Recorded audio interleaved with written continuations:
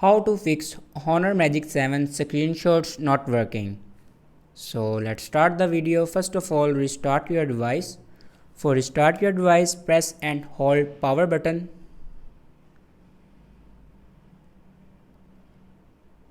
And then click on restart.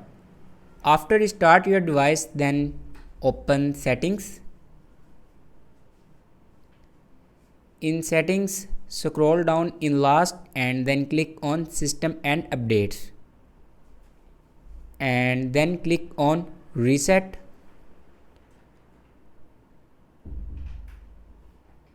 Now here you can see the option reset all settings. Now click on it and then here you can reset all the settings. After reset all the settings, then go back and then open software update.